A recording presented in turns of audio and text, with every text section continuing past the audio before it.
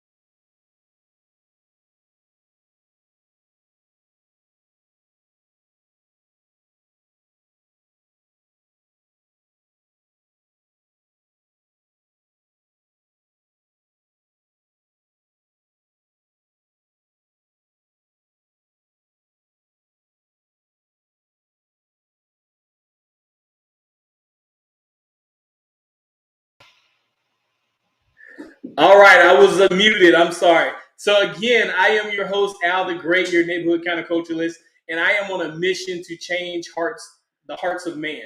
We have made shame so mainstream that people are surprised when you're nice to them.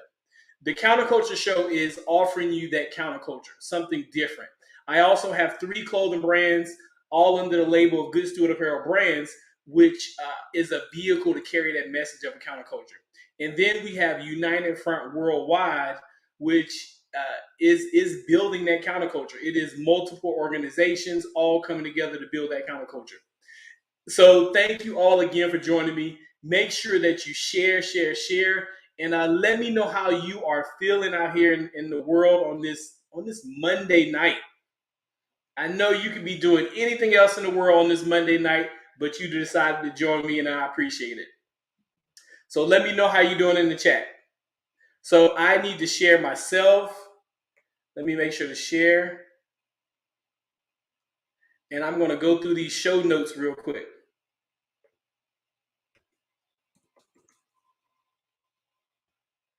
What are you guys looking forward to this weekend? I know it is only Monday, but I know we spend a lot of the week looking forward to the weekend.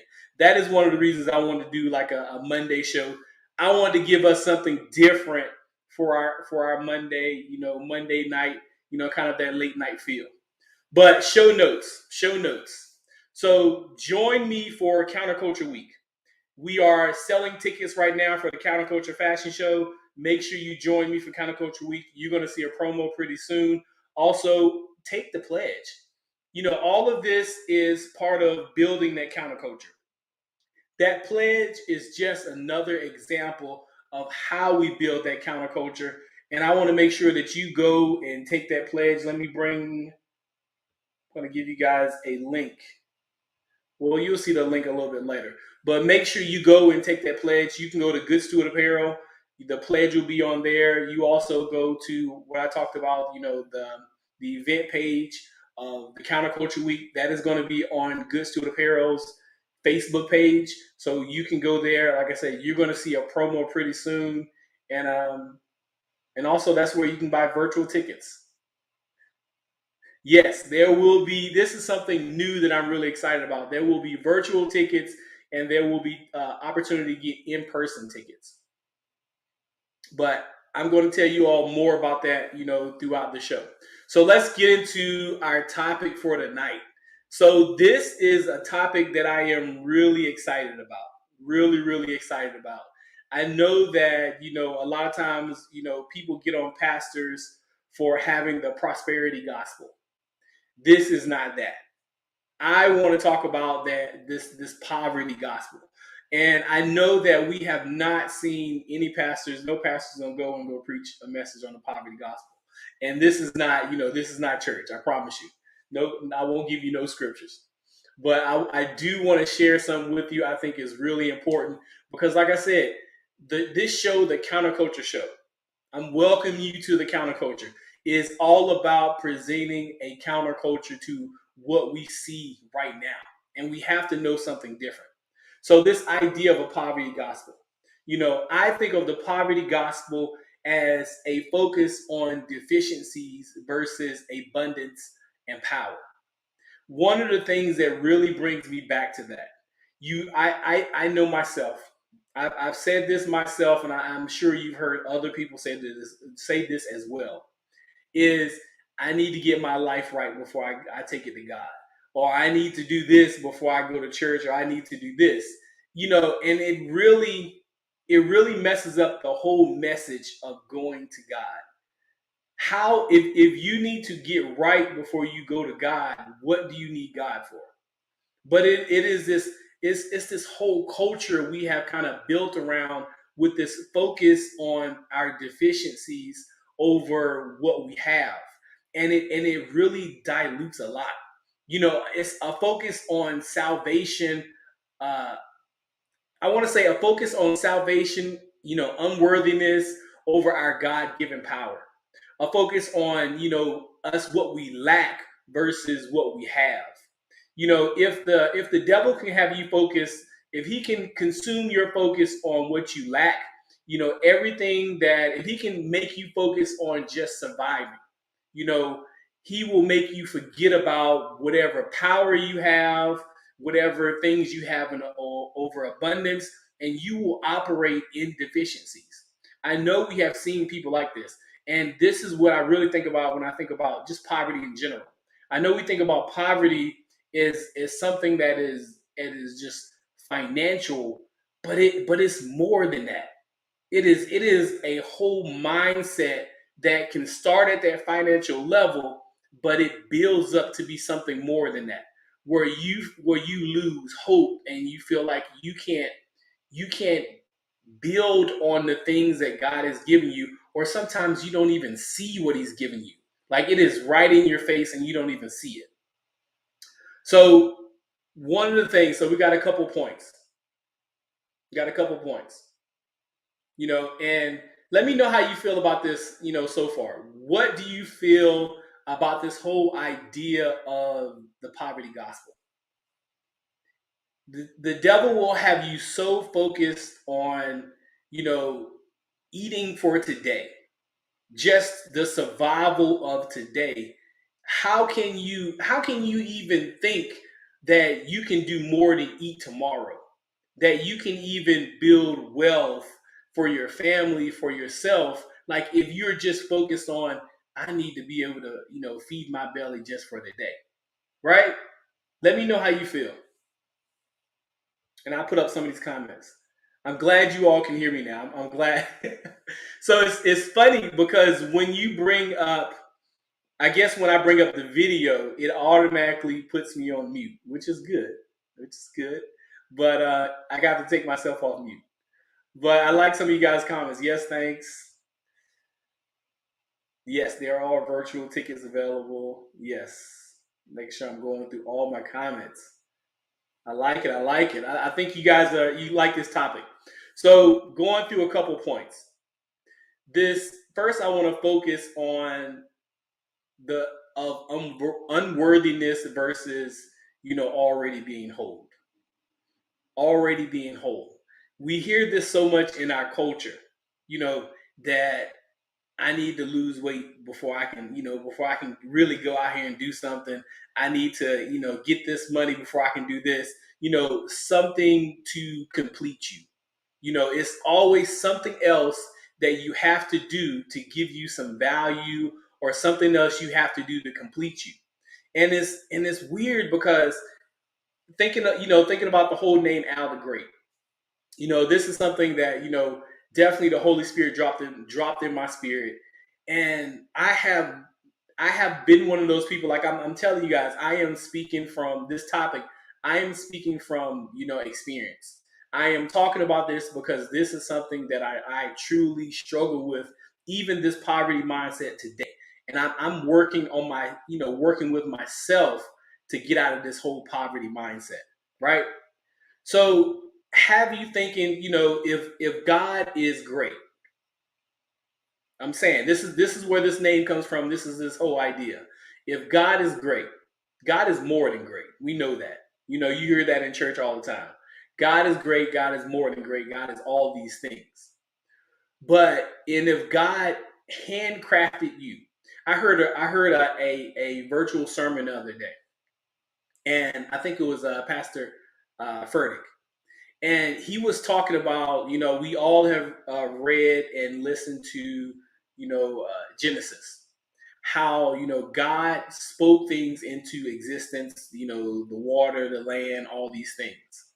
But what the pastor was saying was he spoke everything into existence, but he handcrafted us with his hands. God had the power to speak it. He could have spoke it, and we could have been formed, but he handcrafted us with his hands. He took his time.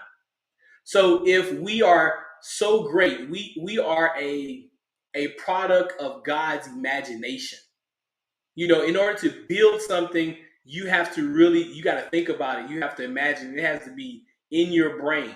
We are a product of God's imagination. He made us, handcrafted us. But we spend so much time in our culture looking for wholeness. Think about that for a minute. We spend so much time looking for something else to complete us. I am all for, doing things so you feel better, making sure that, you're in good shape so your body feels better. This body, this is I tell my kids, this is a vehicle to carry out our purpose. So you got to make sure that it is right. Just like your car, you got to make sure the tires are right, the oil is changed, kind of all these things. This is a vehicle to carry out our purpose. So we got to make sure it's right.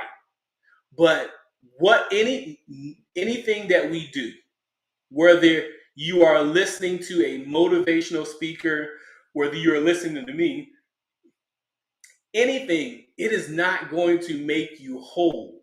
We are already whole. We are already great.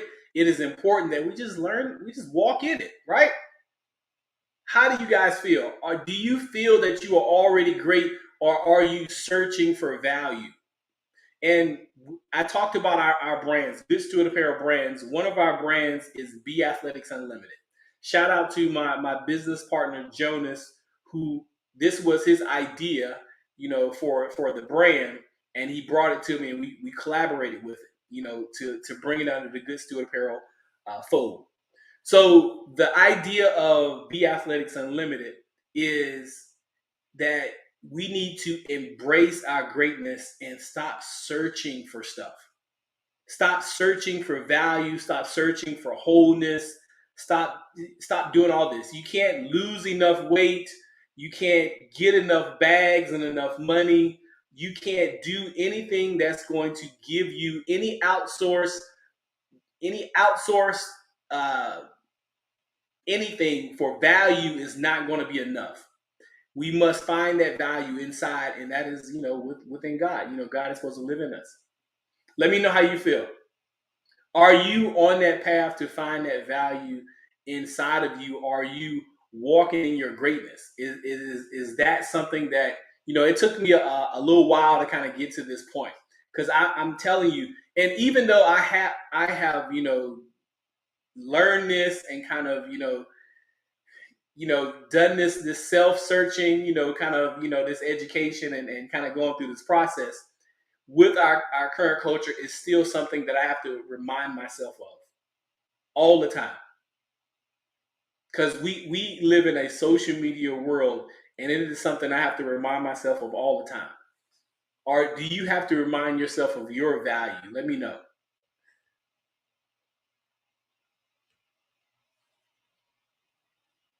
Yes, we are created to be great. Yes.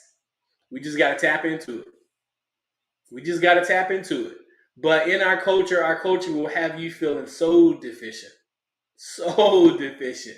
Like, I got to do this, I got to do this. And it is a whole marketing scheme of like companies and everything to make you feel like you are lacking something in order to get whole. It is a whole marketing scheme. And the challenge with, having a clothing brand is I want to ensure to tell you that you're already whole. I don't want to market to, deficiencies, telling you that you are deficient. So it is definitely something when you have like a positive business like that, right? All right, let's look at this next point.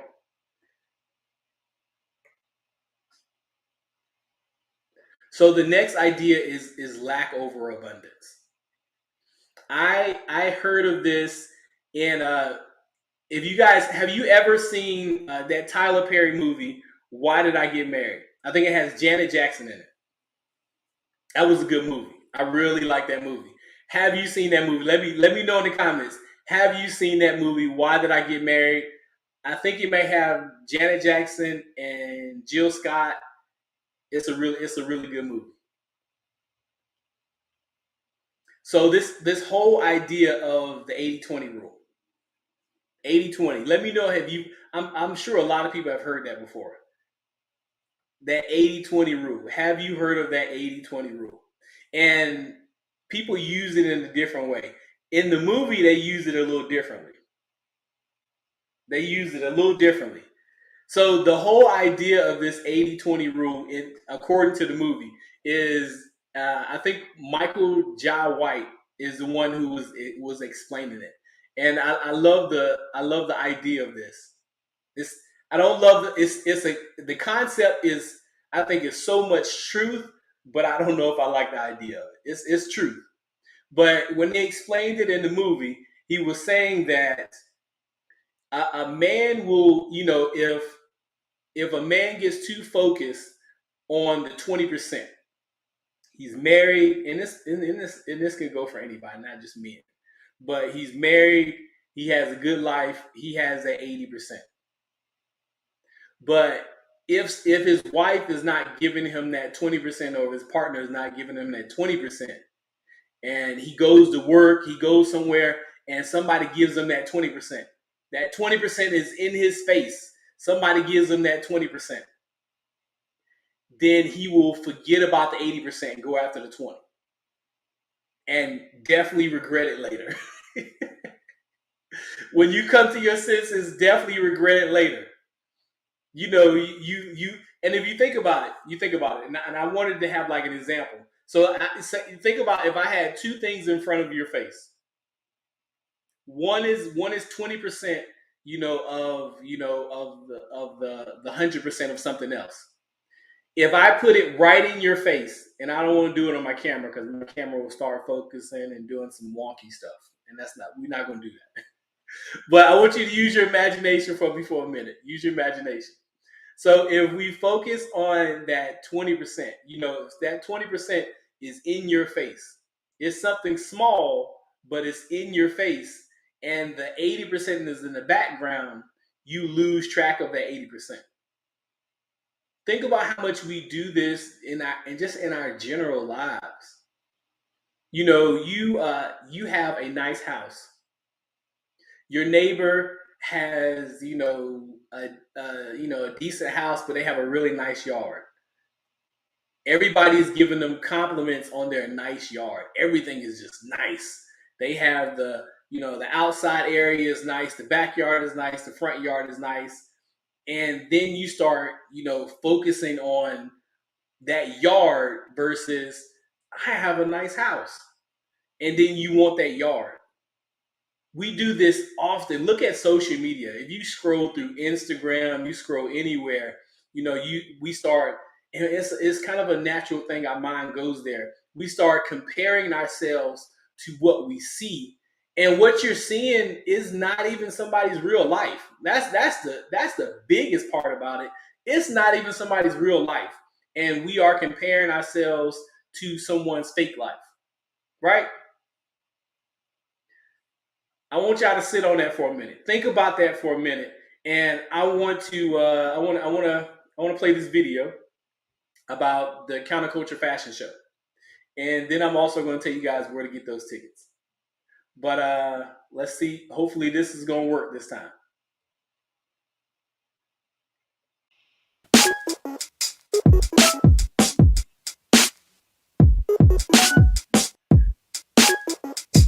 So on May 28th, Good Steward Apparel will be presenting the Counterculture Fashion Show. We're going to have entertainment. We're going to have fashion, of course. We're going to have music. We're going to have vendors. We're going to have a lot of opportunities there. We're also going to have some counterculture conversations. Because it is part of Counterculture Week. So I want to invite you to join me for the Counterculture Fashion Show, May 28th. If you go to goodstewardapparel.com, you will see tickets that are available. Also, if you go to Good Steward Apparel on Facebook, look on the event page, you also have the opportunity to stream it. So you can be in person if you're in the area, Triangle area. If you are, you want to stream it, you're not in the area, can't get to the location, you have both opportunities. So join us for the Counterculture Fashion Show, and let's eradicate inhumanity and normalize kindness. I am Al the Great, your neighborhood counterculturalist.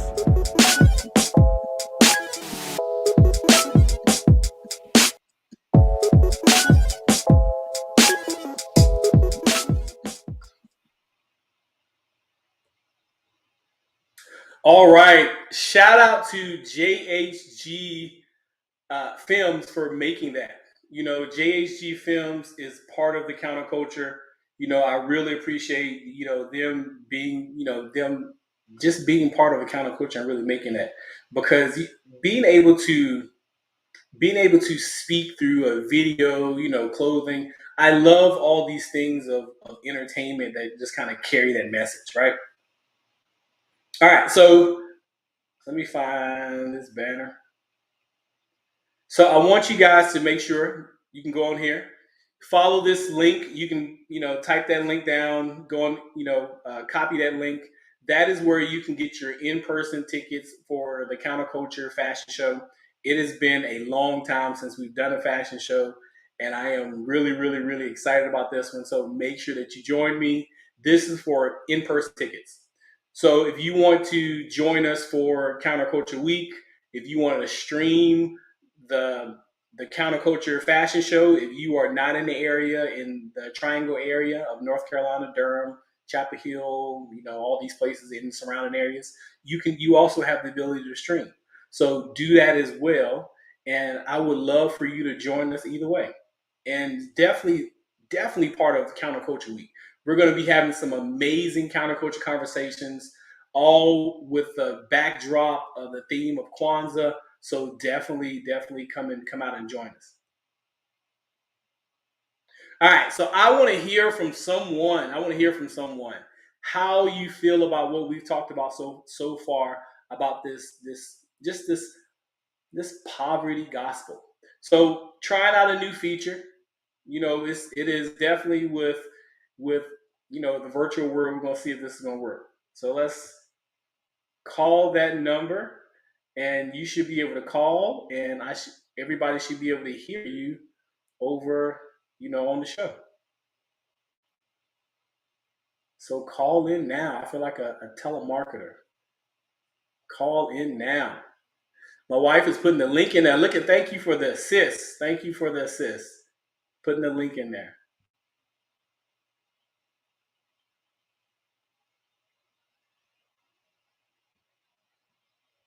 All right, so going back to, like we talked about before, that 80-20 rule.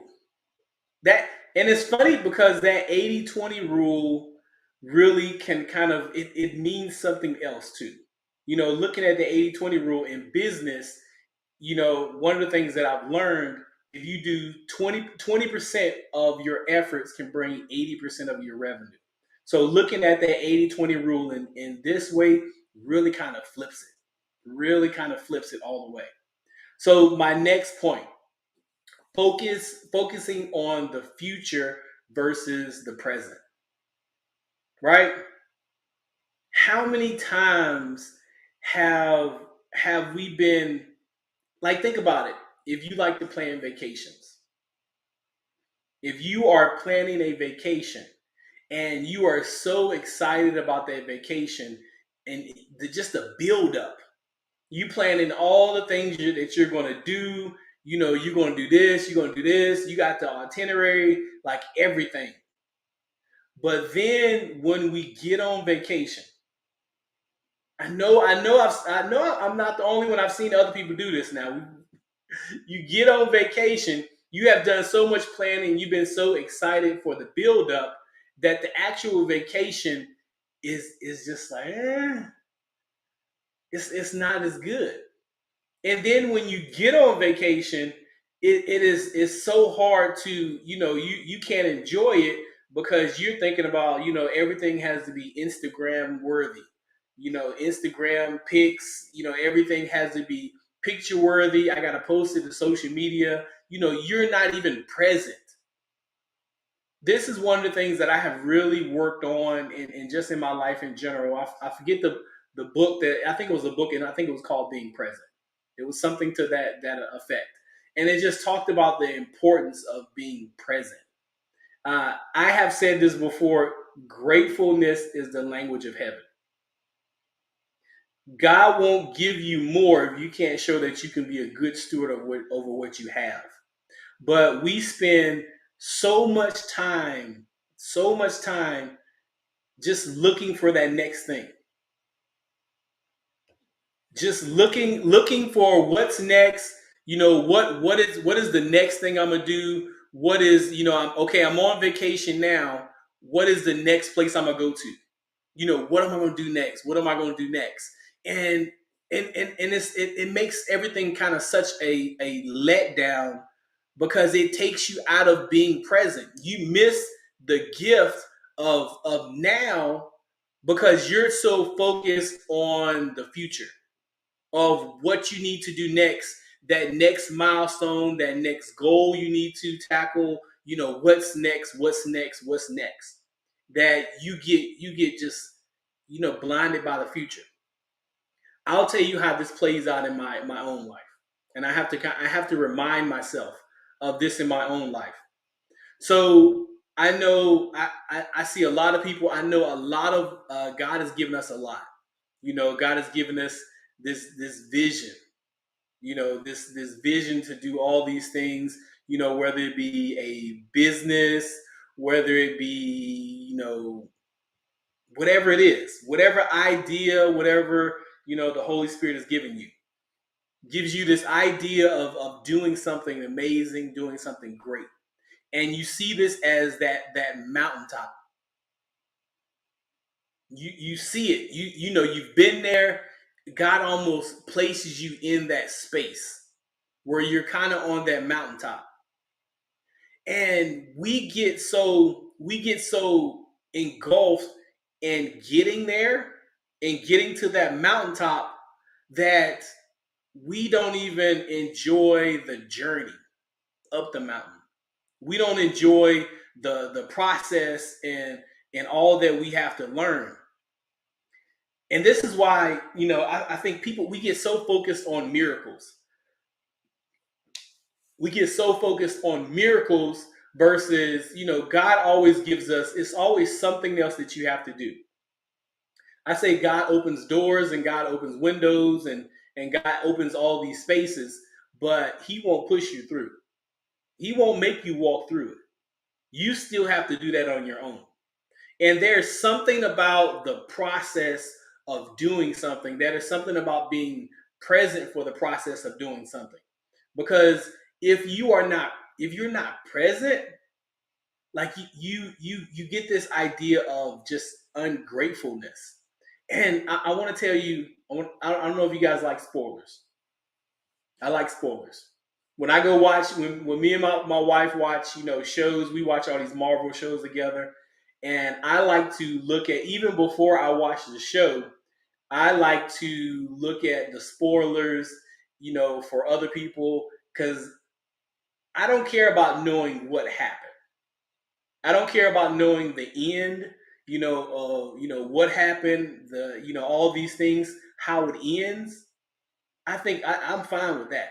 It helps me when, if I know how it ends, when I go into the show, it helps me have a understanding of, I can recognize things more.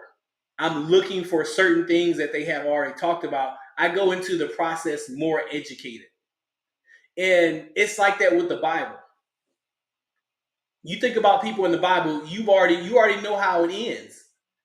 You already know how the story of Joseph ends. You already know how the story of Abraham ends. All these things. And I want to tell you a secret. You already know how your story ends.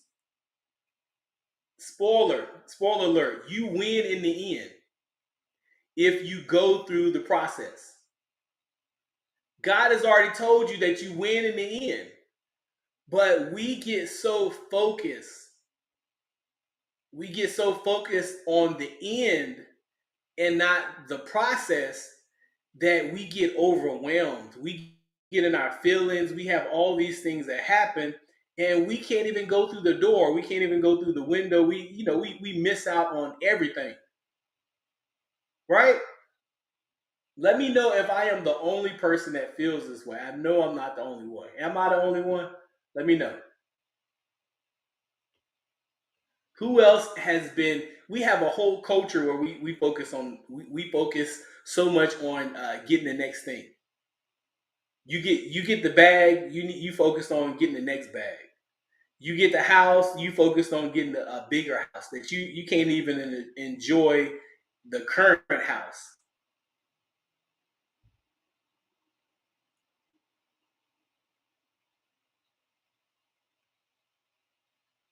Let me know. Looking on my screen looks like I'm frozen. You guys let me know if I am frozen. I'm telling y'all, Spectrum is not loyal.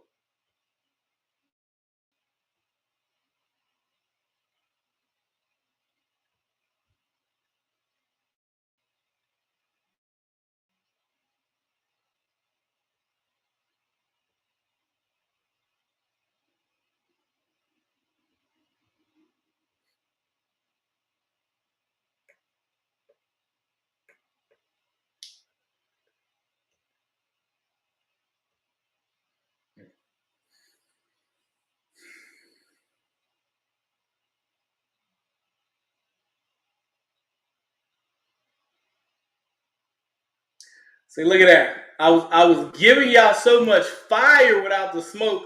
Spectrum wanted to cut off my stream. I'm telling you, Spectrum's not loyal, y'all. Tell Spectrum stop acting up. But let me know how you feel. Let me know. Let me know. Have you experienced that process where you are so focused on the future that you can't even enjoy the present? Have you seen that in our culture? Have you experienced that yourself? I'm telling you that I have. I definitely have.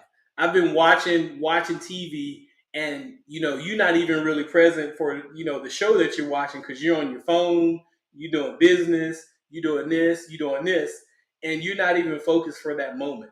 And we all know that every moment that we have, you will never see that moment again. You might see something similar. It might be something, you might watch that show again, but you will never have that particular moment again. So it is important to be present for as much as possible. And I know a lot of times we have a whole culture of multitasking, where we feel that multitasking is this positive thing. But when your brain is focused on something, and you bring something else into that focus, there's this residual effect. You're on vacation, like Fred said, you on vacation, and you're on your phone. You're doing this, you're doing that. But it's this residual effect where your focus blends together. And when that focus blends together, you are never giving your best product. You're just not giving your best product when things start blending together. It looks like I am freezing a lot. Somebody call Spectrum from me. Call Spectrum from me.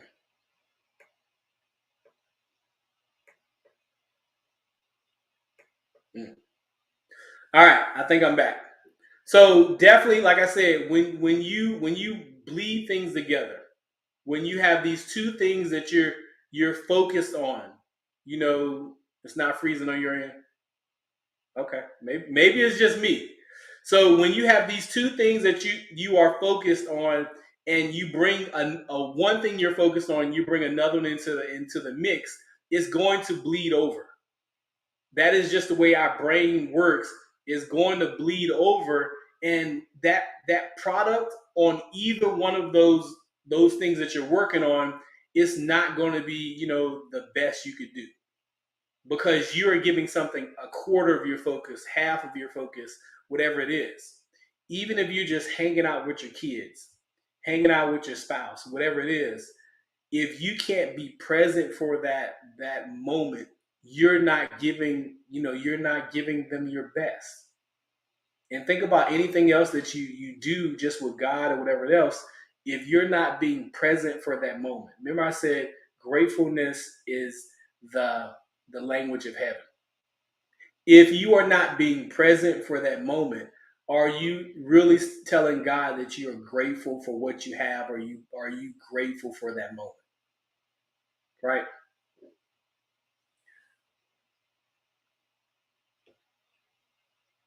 All right. So I am going to leave you with that thought of just, what are we doing with this whole poverty gospel?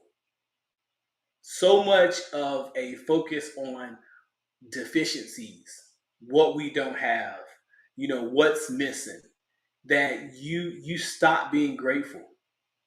You stop giving, honor to God for what you have. And I will say with myself, sometimes I am so focused on the things that God has shown me with my business, with all these things that I want to do, and I want to do these things for God. All these things that I want to do, and when those things don't happen, or it doesn't look like the way that, the way God showed me, how many of us start to second guess whether we're doing the right thing, or start to, get become ungrateful because we are not in that place, or we're not getting what God has shown us? How many people have been to that place?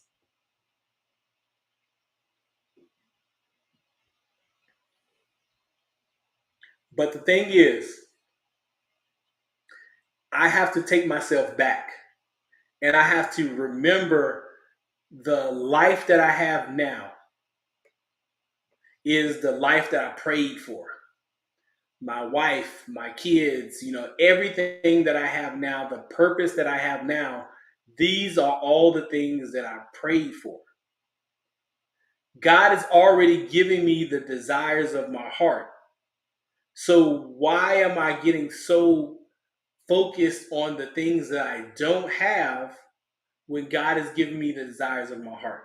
I'm not saying don't go after greater. I'm not saying, don't keep going and be obedient to achieve these things that God has set you on, or get to that promised land. I'm not saying don't do any of those things. It is important to do all those things, but it is also important to focus on what God has already given you and be appreciative of it. I don't know if you guys can see me. Look, this is really acting up today. I'm gonna have to go back in the lab and work on this, because it's freezing so much I can't even move my screen now.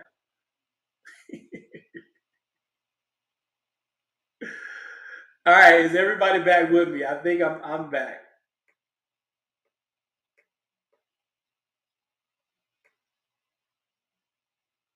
All right. I'm glad you guys can see me because my screen is freezing so bad I can't even move it. But thank you again for joining me for another episode of the Counterculture Show. I hope I gave you all the fire, no smoke, and I want to tell you that I think you're great. God thinks you're great. Make sure that you walk in your greatness. God does not manufacture duds. He is a manufacturer of greatness 24/7. Whether it is packaged in something that is acceptable by the culture or not, God manufactures greatness 24/7. So don't you forget that. And don't forget to walk in your greatness. No matter what they tell you, walk in that greatness every day. I will see you next Monday. Thank you for joining me for the Counterculture Show. This has been a Coffee and Collaborations media production.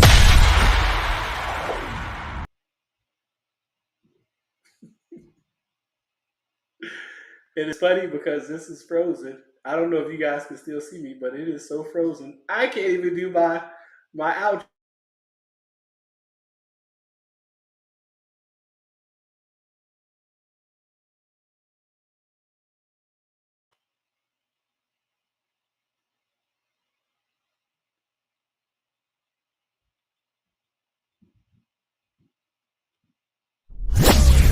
This has been a Coffee and Collaborations media production.